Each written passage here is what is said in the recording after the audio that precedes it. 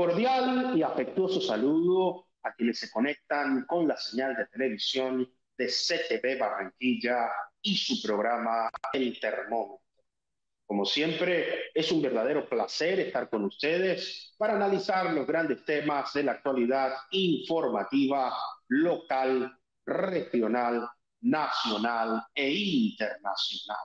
Saludamos también a quienes se conectan a través de las diferentes plataformas digitales por las cuales podemos estar en comunicación y, por supuesto, a los internautas asiduos en nuestras redes sociales. Hoy, con un tema nacional que sigue dando mucho de qué hablar. Diferentes analistas, opinadores nacionales e internacionales tienen la lupa concentrada en nuestro país, como quiera que el secretario general de la OEA, señor Almagro, emitió un comentario refiriéndose al estatus de la democracia en Colombia. Esa primera declaración después fue retractada en sentido figurado, si es que cabe la expresión, y todavía no entendemos cuál es la posición oficial de la OEA frente a la crisis y el supuesto asedio a la Corte Suprema de Justicia con ocasión de las protestas en razón a que aún Colombia no tiene una fiscal en propiedad. Si bien la Fiscalía General de la Nación está en este momento en control de la vicefiscal, quien funge como fiscal general encargada, la terna que envió el presidente de la República, Gustavo Petro Urrego, todavía no ha sido superada la elección en cuanto a que ninguna de las ternadas ha alcanzado el total de votos requeridos. Bajo esta perspectiva, entonces vamos a analizar diferentes aspectos y elementos en la actualidad con unos invitados muy especiales, expertos en la opinión pública en la materia y, por supuesto, en el análisis político y jurídico. Desde la ciudad de Medellín nos acompaña el doctor Carlos Builes. Carlos Builes es filósofo, docente, investigador, doctor en letras, en arte, en idiomas, en Francia, y es un destacado investigador, ha sido presidente de la Asociación Colombiana de Ciencia Política, entre otras amplísimas dignidades en el mundo académico y también en el campo profesional. Doctor Carlos Builes, bienvenido al Termómetro y muchas gracias por estar con nosotros en CTV Barranquilla. Muchas gracias, doctor Julio, por la invitación y listo a aportar al debate. Desde la ciudad de Valledupar se encuentra con nosotros la doctora Marta Ginette Padilla Santamaría. La doctora Marta Ginette Padilla Santamaría es abogada, docente, investigadora, doctora en ciencias políticas, analista política y con una amplísima trayectoria profesional y académica. Doctora Marta Ginette Padilla Santamaría, bienvenida al Termómetro y muchas gracias por estar con nosotros en CTV Barranquilla. Muchas gracias, doctor Julio y doctor Carlos y demás presentes. Para mí es un honor estar con ustedes. Muchísimas gracias por estar con nosotros, doctora Marta Padilla. También está con nosotros el doctor Gabriel Orozco. Gabriel Orozco es filósofo, doctor en Relaciones Internacionales, con una amplísima trayectoria profesional y académica, docente, investigador, analista político. Doctor Gabriel Orozco, bienvenido nuevamente al Termómetro y muchas gracias por estar con nosotros en CTV Barranquilla. Hola, un gusto saludarles, gracias nuevamente por la invitación y un placer volver a estar aquí para el análisis. Muchísimas gracias, doctor Gabriel Orozco. Entremos en materia. Este convulsionado movimiento en torno a la exigencia por parte de un grupo de ciudadanos a la Corte Suprema de Justicia de que proceda a designar un fiscal general de la Nación en propiedad, en este caso una fiscal, como quiera que la terna está integrada por mujeres, ha generado todo un conjunto de reacciones que no paran. En principio, se ha dicho que hay un golpe blando. El presidente de la República ha denunciado una crisis institucional como una estrategia de algunos sectores políticos para lo que él denomina impedir el ejercicio del gobierno democrático. Otros sectores manifiestan que es esta dinámica natural y propia de lo complejo que resulta elegir un fiscal y que en el pasado se han tomado el tiempo necesario hasta encontrar las mayorías en torno a un nombre que sea designado. Doctor Carlos Builes, ¿qué debemos entender de esta situación? ¿Está en Colombia la democracia en riesgo? ¿Es este momento político un acontecimiento natural en la elección del fiscal o hay otros elementos a considerar? Bueno, yo pienso que en Colombia, como en ninguna otra época, tenemos una democracia activa con un ingrediente de democracia participativa. Después de la Constitución del 91, se han conformado muchos movimientos políticos, partidos políticos, organizaciones y asociaciones que se han empoderado y han tomado lo público como parte de su accionar.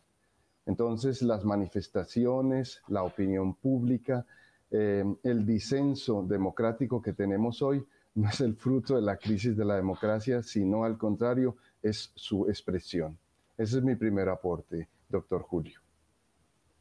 En sentido general, el carácter democrático de nuestra institucionalidad, en palabras del doctor Carlos Builes, no está en entredicho, sino que está muy activo. Y ese disenso efectivamente es propio de las democracias. No estar de acuerdo es una evidencia de poder expresar libremente la opinión más allá de la tendencia mayoritaria o minoritaria que se tenga. Doctora Marta Ginette Padilla Santamaría, desde su óptica, ¿qué es lo que debemos entender con este mecanismo de elección del fiscal general de la Nación, sobre todo desde el punto de vista jurídico, si bien este instrumento mezclando factores, considerando que la elección del fiscal es realizada por la Corte Suprema, pero de una terna que envía el presidente de la República? Por lo tanto, uno podría inferir que si es el presidente quien terna a las personas, hay elementos políticos de por medio. ¿Qué es lo que está pasando en medio de esta tormenta de la crisis por la elección de un nuevo fiscal en Colombia? Bueno, doctor Julio César, es claro, y lo ha dicho pues el doctor Carlos, estamos en un estado totalmente democrático y una de las características son los pesos y los contrapesos. La Constitución Política le da la facultad al Gobierno Nacional a enviar una terna a la Corte Suprema de Justicia y esa terna fue avalada por la Corte Suprema de Justicia. Entonces, llama profundamente la atención que, pasado el filtro primero del Gobierno Nacional, en su rigorismo de idoneidad y pulcritud de las hojas de vida de estas tres candidatas, excelentes por cierto, y que son avaladas por el alto tribunal, ¿verdad? Por la Corte Suprema de Justicia, llama profundamente la atención que la Corte Suprema de Justicia, después de 5 meses, todavía no haya elegido a la mujer que va a suceder al doctor Barbosa.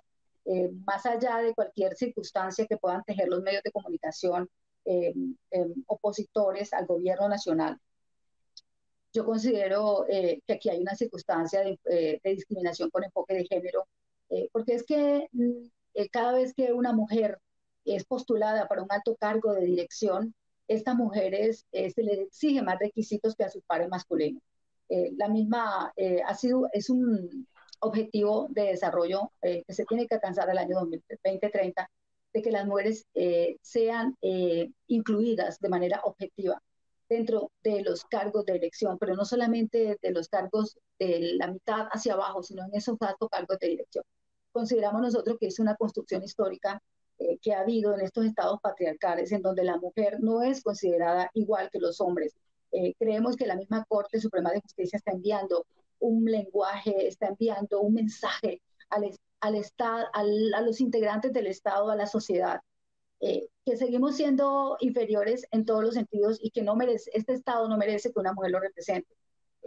Es profundamente triste esta circunstancia porque esas construcciones sociales que se han firmado incluso en diferentes convenciones en donde se les obliga a los estados firmantes que respeten los derechos de las mujeres, que les permitan participar en forma equitativa, vemos cómo las discriminan, incluso con mensajes que son ofensivos hacia estas mujeres que se han dado la lucha, que merecen estar en esos cargos porque han demostrado que son pulcras, porque han demostrado que tienen las capacidades y que son idóneas para ocupar ese alto cargo.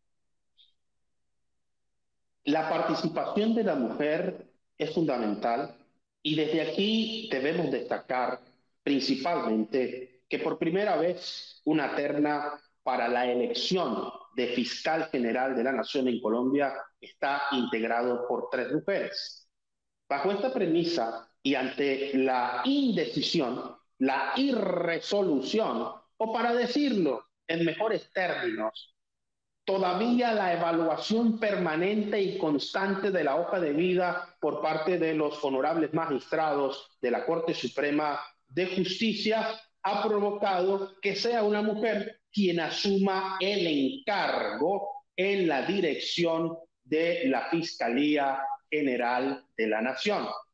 Bajo esta óptica, doctor Gabriel Orozco, la pregunta aquí esencial es: ¿está en riesgo nuestra democracia? ¿Esto es propio de la dinámica de la elección del fiscal general de la Nación en Colombia? ¿Hay una lentitud característica en la toma de decisiones? Considerando que también desde el Ejecutivo, que ahora exige prontitud, celeridad, todavía hay muchos cargos que no han sido suplidos y hay muchas vacantes que no tienen titulares en la cabeza y que son del resorte del Ejecutivo. ¿Qué es lo que está pasando y qué es lo que debemos entender en medio de todo esto, doctor Orozco? Sí, frente a las 2 preguntas que mencionas, Julio, que me haces, lo último que dijiste estoy plenamente de acuerdo, es decir, hay una lentitud y un ritmo propio de las instituciones en Colombia que no es la que muchas veces a los ciudadanos nos gustaría o al Ejecutivo le gustaría, en este caso al presidente, pero es el ritmo de esas instituciones. Recordemos que la Corte en su momento dada fue muy defendida por Gustavo Petro cuando fue senador, cuando hacía parte de la oposición. Por tanto, hoy venir a criticarla porque procede según como lo ha venido haciendo, según su praxis, pues consuetudinaria, no creo que sea lo más conveniente en este sentido. Es decir, la Corte ya en otros tiempos se ha demorado en la elección, ha hecho parte, no creo tampoco porque ya hemos tenido un fiscal que representa, digamos, a las mujeres, y esto no creo que sea un tema de género, un tema que lo podamos sencillamente encapsular en esa discusión, no lo veo por ese lado. Ahora, ciertamente hay una lentitud y sobre la primera pregunta que hiciste, sobre si hay un riesgo en la democracia de Colombia, yo creo que aquí hay que tomar en cuenta las declaraciones del presidente sobre las investigaciones que se han hecho por parte de organizaciones independientes de la cooptación en entidades del Estado de grupos criminales y mafias concretamente. Y yo creo que no es algo nuevo en el Estado, no es algo nuevo en el país que eso haya pasado. Lo vivimos desde los años 80 o antes. Y sí, ciertamente son muy serias y muy preocupantes las declaraciones del presidente frente a la que hoy ostenta el cargo de fiscal encargada y, digamos, no ya una prueba fehaciente, pero sí de que ha habido indicios o de que ha habido algún tipo de vinculación en algunas investigaciones a grupos criminales sobre dilaciones o sobre procesos que no se concretan por parte de la Fiscalía. Esto también hay que decirlo, no es nuevo y ciertamente preocupa y lo hemos visto no solamente en entidades de la Fiscalía, sino en otras entidades, inclusive dentro de la Fuerza Pública de Seguridad o dentro del Ministerio de Defensa y en otras entidades. Lo vimos recientemente también en ex senadores del Centro Democrático y exfuncionarios del DPS que pues han sido digamos, privados de su libertad por cuenta de investigaciones también de corrupción que van de la mano también de vínculos con algunos entes de mafias o de grupos criminales. Entonces, este asedio a las instituciones de la mafia no es nada nuevo, y cuando me refiero a mafia me refiero no solamente a cárteles del narcotráfico, sino cárteles para concierto para delinquir, no es nada nuevo. Y hay que decirlo, y con esto, digamos, llevo mi reflexión hacia su punto más neurálgico, y es que Colombia es una democracia a pesar de sí misma. Un gran autor colombiano, Malcolm Díaz, digamos, británico, sobre la reflexión en torno a lo que significa Colombia, escribió un libro muy famoso que se llama Colombia, una nación a pesar de sí misma, y, digamos, parafraseando eso, se podría decir, Colombia es una democracia a pesar de sí misma. Es decir, mantenemos las instituciones, tenemos un cierto peso y contrapeso. Fíjate tú que el presidente, por más que este sea un país hiperpresidencialista y con mucho poder de manejo presupuestal y de cargos, pues no ha podido aprobar todas sus reformas.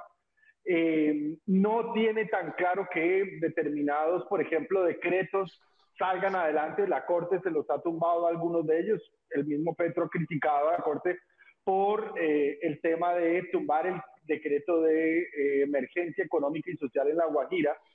Por tanto, tenemos un cierto nivel de equilibrio que, cuando nos comparamos con el entorno de los países de la región, pues tendríamos que decir que Colombia, en las instituciones, se preservan y digamos, perseveran en sus lógicas, lo que hace que no nos gusten en algunos sentidos, pero se mantienen. Yo creo que las advertencias del presidente son válidas, no hay que descuidarlas, porque entre otras él está mencionando investigaciones que han hecho, como dije ya, entidades independientes, y creo yo que es necesario prestarle atención a eso. Pero la democracia colombiana, a propósito de su primera pregunta, Julio, está en riesgo constantemente, pero eso no quiere decir que no tengamos democracia o que estemos al borde del precipicio de tirarla a la democracia por la borda, porque ciertamente hemos visto cómo desde hace muchos años nuestra historia democrática se ha mantenido a pesar de los constantes asedios y amenazas que muchas veces vienen inclusive al interior de las instituciones por la cooptación de grupos criminales. Pero esto no quiere decir que no estemos atentos, que no hablemos, que no vaya a la palestra pública la necesidad de control, porque creo que aquí hay también unos señalamientos de unos sectores muy importantes de que el presidente pues se ha visto también envuelto en escándalos de personas muy cercanas que hay que prestarle atención, pero no creo que el señalamiento también sea de que hay una deslegitimidad en la fiscalía por cuenta de esos señalamientos que han hecho algunos portales de lo que está pasando con la actual fiscal encargada.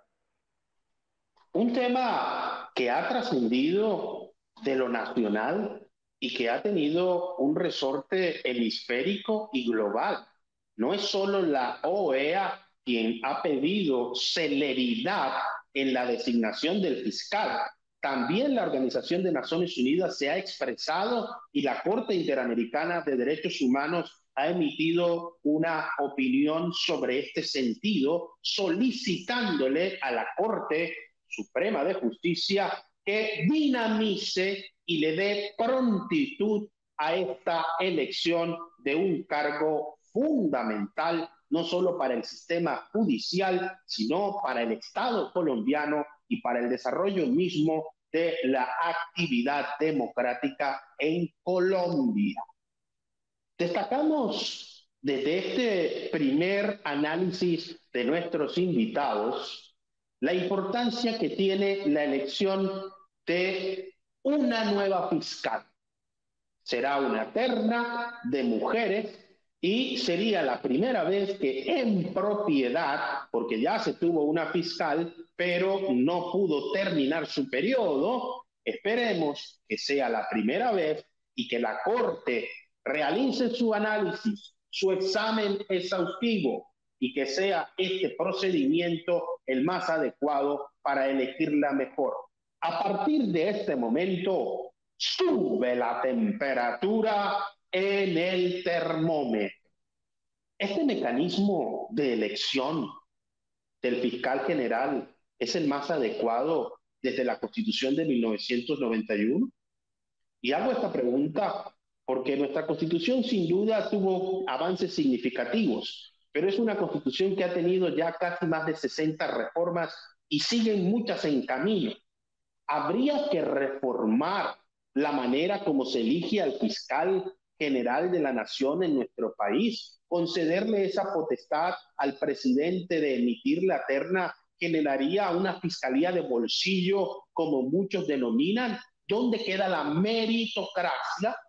Y vamos a decirlo, esto no es un asunto del gobierno actual, es desde nuestra Constitución que ha sido el procedimiento señalado y el sistema de mayoría parece que imposibilita, retarda y retrasa la elección. Doctor Carlos Builes, ¿es necesario?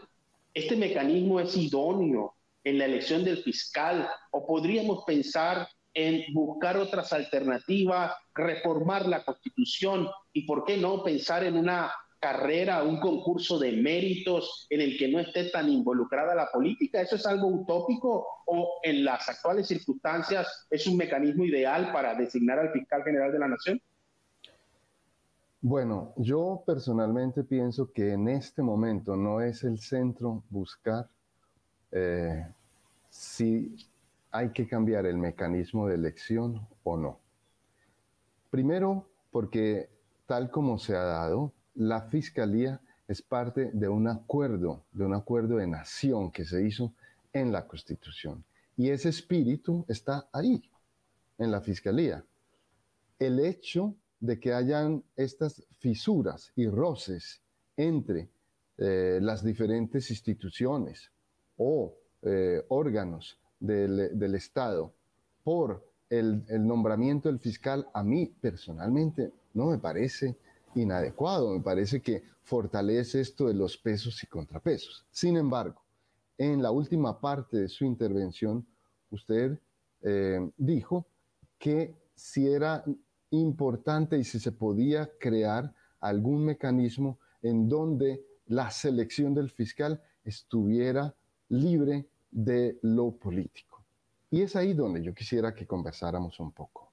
Primero que todo, lo político en el sentido amplio del término, de que Colombia es un Estado de derecho, lo político abarca todas las ramas del poder, incluyendo la rama del sistema judicial. Eso es lo primero.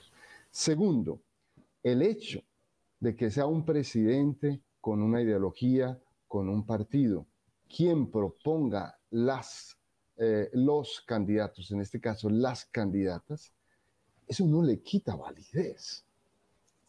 Porque los partidos políticos, las ideologías, son el fundamento también de después de todas las formas de gobernar e incluso las formas de legislar. Las ideas, las ideologías alimentan de acuerdo a las concepciones de los pueblos, de sus partidos, de sus singularidades, alimentan después las normas. Ese es mi segundo aporte. Tercero, anteriormente, cuando se ha nombrado el fiscal, vamos a hablar del exfiscal que en este momento está saliendo, el exfiscal Barbosa, a él se le eligió, también lo eligió la Corte Suprema, lo eligió dentro de una terna. Ellos pensaron que era la persona técnica adecuada, con la formación adecuada, pero todos sabíamos que aunque tenía todas esas cualidades, tenía una amistad personal o tiene una amistad personal con el entonces presidente de la República, que pertenecía a su ideario y que durante los 2 años de gobierno del presidente Duque, él no hizo oposición, él todo hizo en armonía, trabajó con la presidencia. Al llegar un nuevo presidente, él asume también no solo el rol de fiscal, que no hemos hablado, que la fiscalía es mucho más que el fiscal, que él asume el rol del fiscal en su doble dimensión, que es el del técnico, que es el que tiene que hacer que todo el sistema de administración de justicia se cumpla en Colombia, también asumió una actitud política. Fue como un representante de la oposición. Pero aún en ese sentido quiero decir que también, de alguna manera, la justicia hace parte de ese gran debate de lo político en la nación. Importante este elemento que señala el doctor Carlos Builes, porque las reglas de juego han estado en igualdad de condiciones desde 1991. Pero recuerden un episodio de nuestra historia que fue el famoso choque de trenes. Parece que se requiere una reingeniería institucional en todo el sistema judicial, no solamente en la elección del fiscal general de la nación, en la elección del procurador, en la elección del contralor, más allá de que, como muy bien el doctor Carlos Builes nos acaba de aclarar conceptualmente la importancia del juego en el sistema político y cómo la participación en política no necesariamente tiene que estar asociada con corrupción, sí se ha demostrado que existe mucha clientela, mucha mermelada en la elección de cargos claves, sobre todo en los órganos de control. Pensar en una reingeniería institucional que le dé vía libre a la carrera, principalmente de los funcionarios, ¿por qué no pensar que alguien que ha ocupado cargos, por ejemplo, en la fiscalía por más de 20 años, pueda aspirar a ser fiscal general de la nación si tiene la idoneidad, la probidad, los requisitos, y no que tenga que depender exclusivamente, como muy bien lo dijo el doctor Builes, de su cercanía con un presidente, como fue público el hecho de la amistad del fiscal Barbosa con el presidente Iván Duque. Marta, doctora Marta Ginet, una pregunta importante, doctora Padilla Santamaría, es, ¿debemos revisar la Constitución actual, no en este momento, sino a futuro?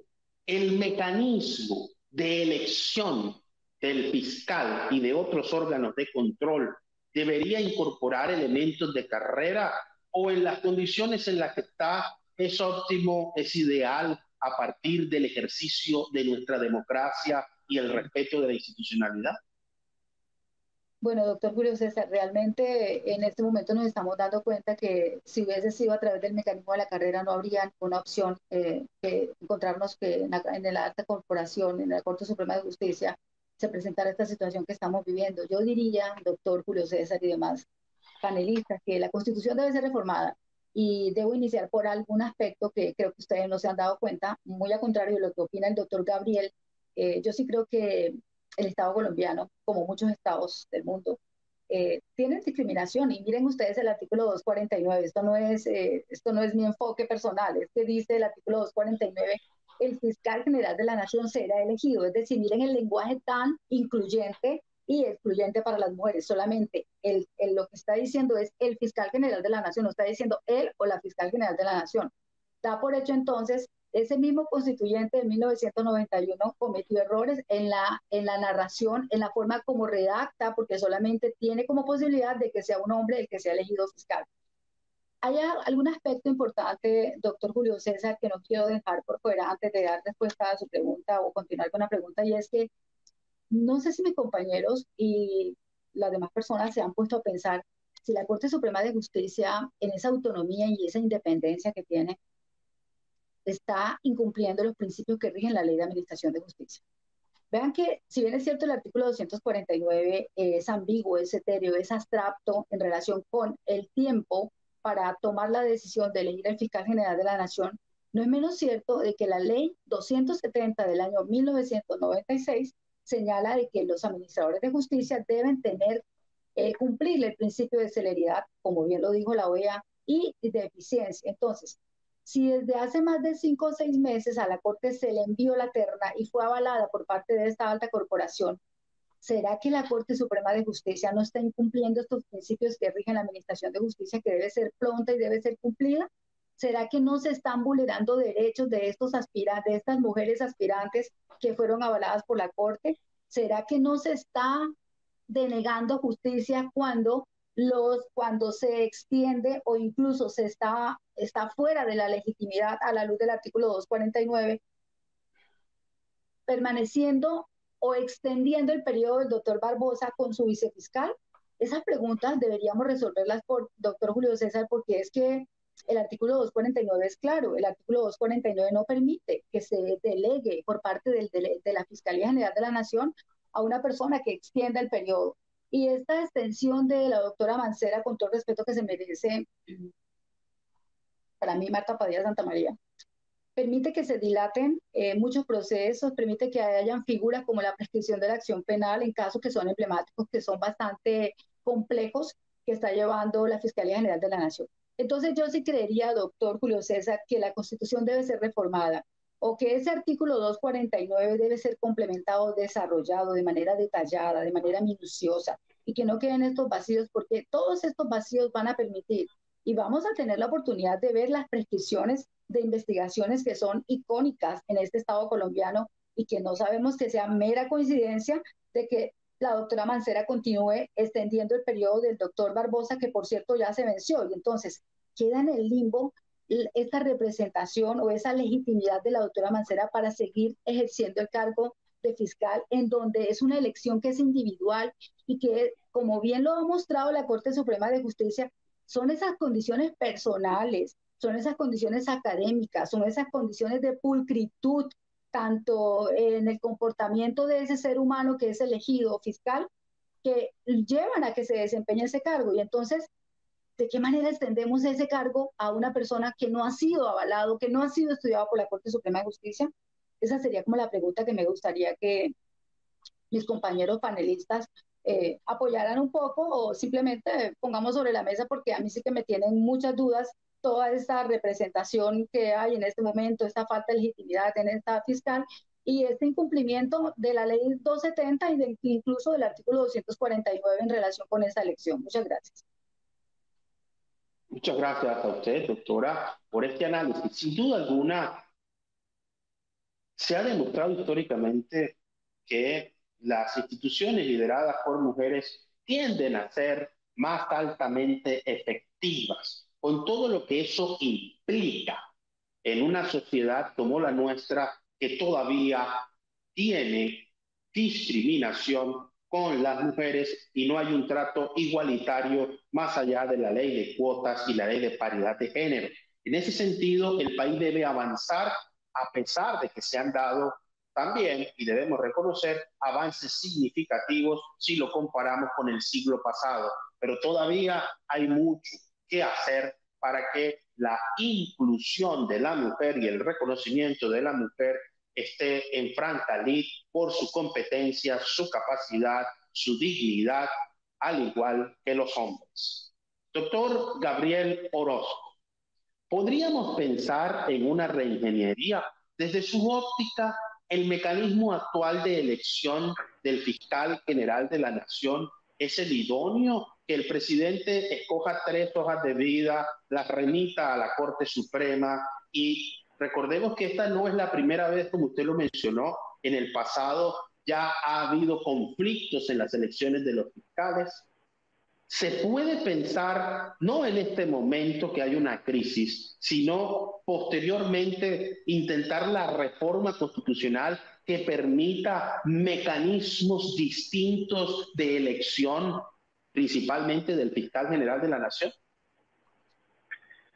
A ver, bueno, yo primero quisiera decir que estas discusiones me parece que más que discusiones leguleyas sobre intríngulis jurídicos, son discusiones de carácter político, porque al final lo que pareciera que está en juego por la elección de un fiscal es que el Ejecutivo o el poder, pues que en ese momento llegó electoralmente a la presidencia de la República, es el que tiene la llave, la mano para elegir una especie de poder que pueda perseguir, criminalizar según el enfoque que tenga ese poder ejecutivo. Y yo creo que esta visión es un poco sesgada. Yo creo que sí es necesario sentar las bases de lo que significa una justicia y sobre todo un sistema de justicia penal acusatorio de forma integral para un Estado de Derecho. Y en este sentido yo creo que el que ejerza la fiscalía, sin duda alguna, no solamente debe ser una persona que tenga una trayectoria en el sistema penal acusatorio, que lo conozca bien, sino que además sea una persona que pueda tener una especie de reconocimiento de sus pares y que también con esto pueda tener una especie de elegibilidad democrática que no sea solamente por una instancia jurídica. Esto vale la pena recordarlo, que hay distintos sistemas en los que funciona así y que pues hace parte de un proceso de mayor democratización. Yo creo que el problema que tenemos en Colombia, y esto pareciera un poco paradójico, y lo voy a explicar de tal forma que no suene muy teórico, sino que trate de ser más concreto, y es en la medida en que se han tratado de profundizar procesos democráticos, la violencia aumenta en el país. En los años 90, cuando se instauró la Constitución, fue el año en el que se disparó la violencia en el país. Y esto varias investigaciones de fuentes independientes han mostrado por qué. Porque en la medida en que el poder dejó de concentrarse en Bogotá, principalmente en las instituciones centrales, y muchos entes locales vieron la amenaza, entre comillas, de perder el poder, lo que hubo fue una especie de arrasamiento, una especie de genocidio, como lo han denominado algunas entidades, de entidades o de fuerzas políticas opositoras. El caso más claro de esto fue la UP. Entonces, en la medida en que avanzamos en procesos democráticos, y por eso decía al principio, paradójicamente tenemos procesos de mayor incremento de la violencia. Y pasa actualmente con el gobierno, en la medida en que el gobierno busca incluir nuevos actores, como lo hizo en su momento el gobierno de Juan Manuel Santos, la violencia recrudece. ¿Qué quiere decir esto con respecto al fiscal? Que por un lado no podemos pensar que la justicia o el sistema penal acusatorio esté solamente en cabeza de un fiscal que se elige sobre este mecanismo. La JEP es una muestra de que ha habido un proceso de justicia restaurativa distinta o un proceso de justicia que tenga en cuenta el conflicto. Y dos, no podemos tampoco pensar en Colombia que en la medida en que avanzamos en un proceso de elección de fiscal o en un proceso de reingeniería del aparato de justicia o de penal acusatorio, vamos a descuidar los procesos o no podemos avanzar en el juzgamiento, no podemos avanzar en otros modelos de justicia. Yo creo que ahí tenemos que poner a dialogar a las distintas instituciones y también generar mecanismos de participación que eviten la violencia y no nos lleven a más violencia.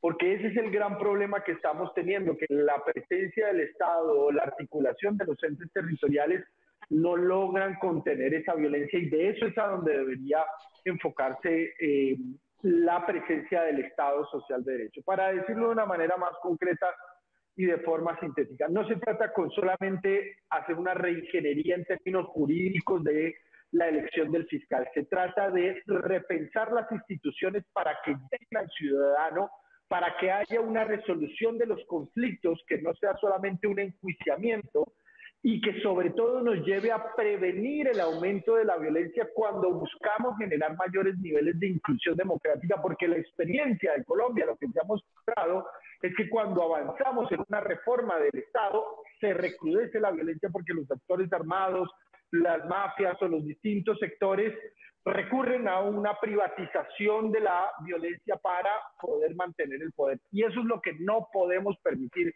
más en el Estado colombiano y sobre todo en el territorio nacional. Espero haber sido claro con esto. Hay varios elementos aquí para considerar y a partir de este momento sigue subiendo la temperatura en el termómetro. La cultura institucional en Colombia, no solo en la rama judicial, sino en los diferentes organismos del Estado, pareciera demostrar que la celeridad, la prontitud, el cumplimiento de los términos, de los plazos y de los lapsos están solo sobre el papel. Y esto tiene múltiples causas. La administración pública requiere más funcionarios, mayor inversión, formación del talento, y como lo estamos analizando con nuestros excelentes invitados el día de hoy, se necesita repensar las instituciones al mismo tiempo que garantizar la dinámica propia de nuestra cultura política. ¿Pero por qué decimos esto? Principalmente porque entendemos que el presidente de la República tenga interés en que sea elegido el nuevo fiscal. Es un derecho constitucional, es además un mandato claro, específico, como función de jefe de Estado, pero no deja de sorprender que existen muchos cargos que son de su resorte y de su competencia que todavía están vacantes. Cargos diplomáticos, superintendencias, nada más y nada menos que la Superintendencia de Salud, la mismísima Secretaría Jurídica de la Presidencia, y los miembros de un tema que es muy sensible aquí en la costa atlántica, que es la CREC, el organismo que regula las tarifas de la energía eléctrica. El doctor Carlos Ruiles tuvo que retirarse por compromisos profesionales, académicos. Entendemos, doctor Gabriel Orozco. La misma pregunta para usted. ¿Debemos aprovechar esta situación actual para tomar una nueva conciencia sobre la importancia de elegir a tiempo los funcionarios que ocupan diferentes competencias en las instituciones públicas? La verdad que a mí me preocupa más que el tiempo, me preocupa la idoneidad de los cargos. Y creo yo que eso lo estamos viviendo claramente con este gobierno. El gran problema que estamos viendo a quienes nos ven en estos momentos, la audiencia y a Julio y a quien nos acompañan en la tertulia, en el análisis, es que se están eligiendo unas personas que muchas veces no tienen la idoneidad en la ejecución de un determinado cargo o cartera. Y esto es complicado también porque tenemos un problema en la ejecución presupuestal. Varias organizaciones, la Contraloría, distintas entidades han puesto la alarma de que el gobierno no está ejecutando el presupuesto adecuadamente, de que las entidades ministeriales no están ejecutando. Entonces, a mí no me preocupa tanto, claro, el tema del tiempo, pues que quede una cosa de vacancia por mucho tiempo es preocupante, pero me preocupa más la idoneidad.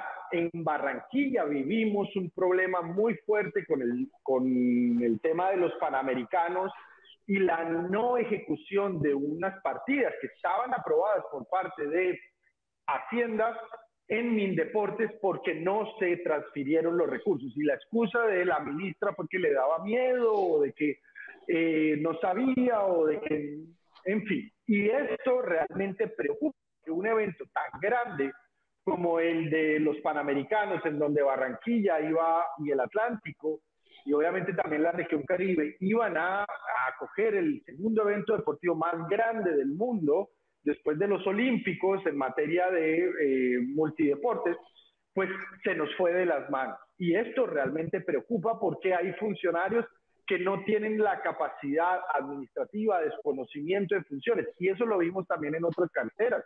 la de Minminas, una persona que no venía efectivamente de ese sector, que no tenía las competencias, y en otros. Entonces, a mí más que el tiempo me preocupa la idoneidad. Acabamos de ver una persona que fue elegida en la Superintendencia de Industria y Comercio, que parece ser que del todo no ha tenido recorrido en ese sector y que había sido propuesta para otro tipo de cartera, otro tipo de función pública. Entonces, a mí sí me parece que en esto la ciudadanía debe estar muy atenta, porque es importante que tengamos funcionarios públicos no solamente con experiencia, sino con competencias y que realmente sepan ejercer sus cargos para el beneficio ciudadano. Pero es lo que me estamos viendo plenamente. Y lo hemos visto, y esto no es una cuestión ideológica, eso no estoy hablando en contra del gobierno de Gustavo Petro, en contra del gobierno del cambio, como se hacen llamar. Estoy hablando de cualquier tipo de función pública. Lo acabamos de ver, por ejemplo, en Medellín, en donde pues el que era secretario de Cultura dijo que no sabía ni siquiera que era una biblioteca. Hágame el favor. O sea, alguien que está encargado de velar por la cultura, el patrimonio cultural, en donde hay todo un tema muy preocupante de recuperación de la biblioteca de los Reyes de España, en donde hay, digamos, toda una conciencia en Medellín sobre lo que significa la promoción de la ciudad desde su perspectiva cultural, cómo se ha venido promoviendo.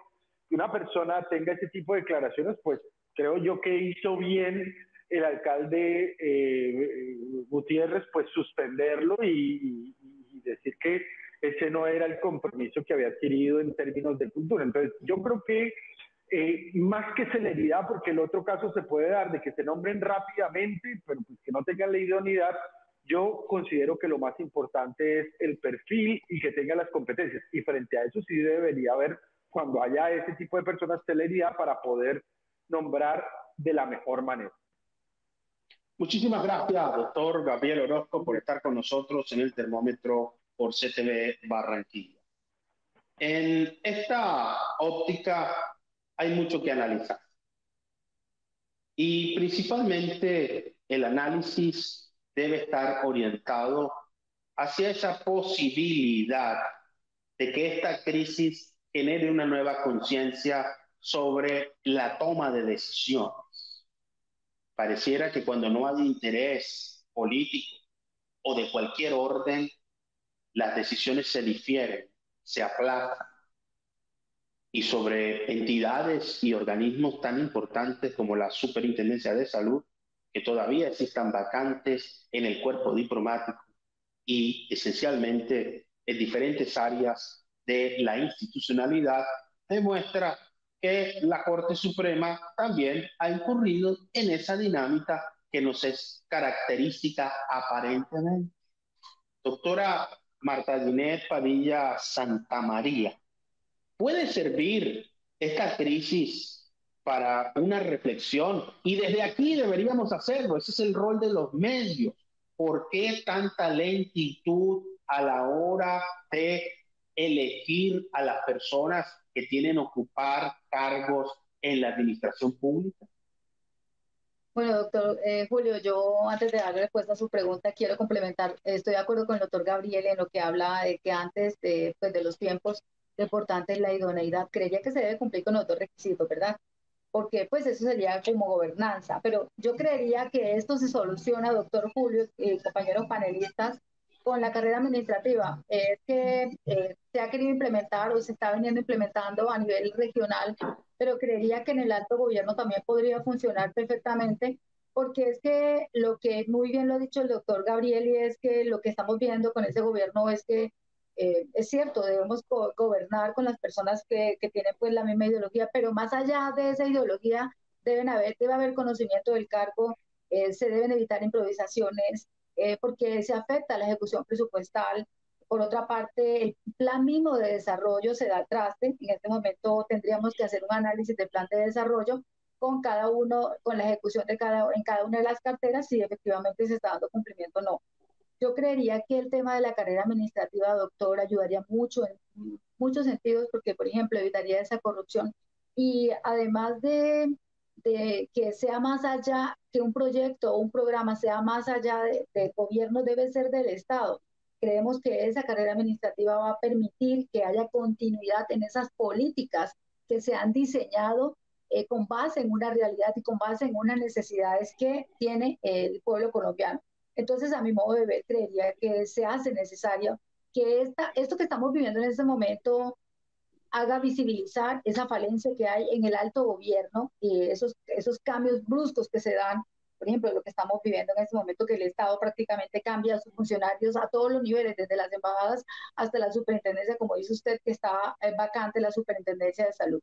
Entonces, a mi modo de ver, sí se hace necesario, doctor, que incluso, miren, la Corte Suprema de Justicia se está quedando corta con el cumplimiento de estos principios que les rigen como administradores de justicia, y creemos que es el momento de que tanto la academia como los grandes juristas y constitucionalistas y expertos en ciencias políticas nos reunamos y propongamos de qué manera debe ser este alto gobierno, no para este momento, porque este momento esto ya va corriendo, vamos a ver resultados que no son tan alentadores como lo quería el presidente de la República, por esa falta de idoneidad y por esa improvisación que se ha dado en muchos funcionarios que se han nombrado o que se han postulado en los diferentes cargos y que en muy poco tiempo han tenido que dimitir por esa falta de competencias en los cargos que son nombrados. La falta de competencia, como muy bien está diciendo la doctora Marta Ginette Padilla Santamaría, es preocupante, sobre todo porque los procesos de selección o son hechos a la carrera cuando hay un interés o tienen el plan tortuga, a paso lento. Pero quisiera uno, como dice el adagio popular, a paso de elefante que fuera, lento pero seguro. Pero muchas veces parece que fuera lento y peor que si lo hicieran de forma acelerada. Y por muy coloquial que pueda parecer esta reflexión, desde aquí hay que hacer un llamado a las instituciones para que avancen en cómo se dan esos mecanismos de selección, cuáles son los criterios, los elementos, si se evalúan realmente los perfiles que vayan más allá de la idoneidad, de la probidad y la competencia en elegir buenas personas, que se rescate el concepto de servicio público, no que elijamos patrones públicos. ¿Cuándo fue la última vez que usted, televidente, asistió a una institución pública, presencial o virtualmente, y fue maltratado por un funcionario que se creía en ejercicio de una investidura o una autoridad con un nivel de superioridad y se olvidó que su compromiso institucional es con el servicio público? Y esto no se puede generalizar tampoco, porque en las instituciones existen buenas personas, gente que atiende, que trata bien, que responde con celeridad, con idoneidad, con probidad, con competencia y sobre todo con buen trato a la ciudadanía. Pero esa cultura debe ser reproducida y replicada por los funcionarios. Para ir concluyendo, doctora Marta Ginette Padilla Santamaría, el presidente de la República ha dicho que hay un plan en marcha para impedir el avance de este gobierno. No solamente por la suspensión del canciller, ojo con esto, más allá de si existen elementos o no en el proceso disciplinario que se adelanta, nunca antes en la historia de este país se había suspendido a un funcionario de esa corporación, de la Cancillería, o los entes de control están desarrollando sus actividades como en el pasado no se hacía, con excelencia sin importar quién fuera, o hay una persecución, como dice el presidente de la República, doctora Marta Ginette Padilla Santamaría? Pues doctor, con toda la objetividad, porque yo soy crítico de Petro, admiro a Petro, pero también lo critico en muchos aspectos, creería, yo trabajé en el Congreso de la República desde el periodo de Álvaro Uribe Vélez hasta Samper, y lo que pude Lo que he podido ver, doctor, es que realmente considero que sí hay un plan. Eh, los medios de comunicación, como diría Gustavo Serpa, están amangualados. Pareciera que hubieran dos orillas, desafortunadamente. Hay políticas, como decía el doctor Gabriel, cada vez que el Estado se está reinventando y está incluyendo nuevos actores, se recrudece la violencia. Pero se recrudece la violencia porque algunos se sienten que son tocados.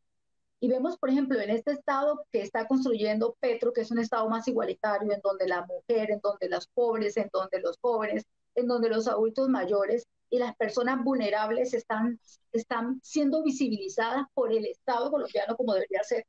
Eh, Eso no lo muestran los medios de comunicación. Muestran una protesta que hacen un grupo de ciudadanos colombianos de un Estado democrático, ¿verdad? Que hacen frente al Palacio de Justicia porque no se ha elegido el fiscal desde hace más de 5 meses que se envió la terna. Pero no muestran esos avances que ha tenido el Estado colombiano en la entrega de las tierras, en esas ayudas que se le han dado a las mujeres, en esa política del hacer, de la gratuidad de la educación que jamás tenía, en esa forma como se ha fortalecido la educación y como se pretende fortalecer la salud para el pueblo colombiano.